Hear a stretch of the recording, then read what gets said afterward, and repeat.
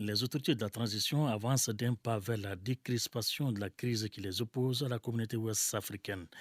Elles viennent d'annoncer le chronogramme du référendum et des élections qui doivent mettre un terme à la phase transitoire.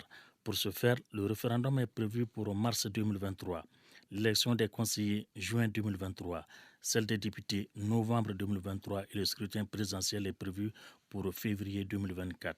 L'agenda ainsi dévoilé est favorablement accueilli par la classe politique. Le chronogramme indicatif me paraît sérieux et suffisamment étoffé. Et le problème qui peut se poser, c'est de voir si tout ce qui a été proposé est faisable en 24 mois.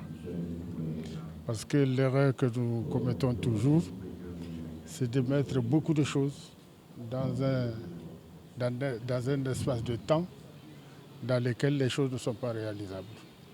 Donc le programme, de mon point de vue, doit être revu. On doit disposer du programme écrit pour qu'on puisse faire des appréciations. Nous nous réjouissons des avancées notables en matière de réforme, mais aussi de décisions prises par les plus hautes autorités pour en tout cas que le Mali aille enfin vers l'organisation d'élections transparentes et apaisées. Pour nous, c'est une avancée majeure, étant entendu que les indications qui sont dessus sont une preuve de bonne foi quant à leur volonté d'aller vers des élections. Pour certains expatriés, 30 ans de pratiques démocratiques ont montré les lacunes de la classe politique.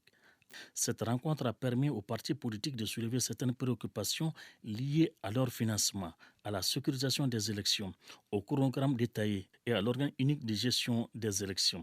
Ces derniers estiment que le Mali a montré sa bonne foi. Reste à la CEDEAO d'en faire autant afin que les sanctions soient levées. L'adoption et la promulgation de la loi électorale, le décret du président de la transition qui fixe un comité pour la rédaction d'une constitution et toutes ces réunions dont nous venons d'être partie prenante par rapport au chronogramme, au projet de chronogramme qui a été proposé, aussi bien par rapport au référendum et aux différents scrutins que par rapport aux réformes institutionnelles essentielles, nous paraît être des pas significatifs que la CEDEAO appréciera avec nous et que nous pourrions sortir très rapidement de la situation qui prévaut.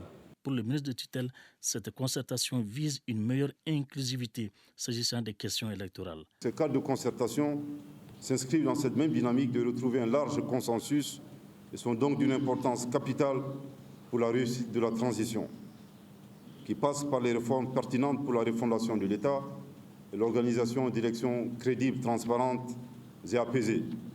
Mesdames et messieurs, la classe politique malienne a toujours été consultée chaque fois que les questions électorales et les réformes politiques et institutionnelles sont débattues. Le contexte actuel de notre pays appelle de chacune et de chacun de nous une unité de cœur et des esprits en vue de sortir notre pays de cette crise multidimensionnelle.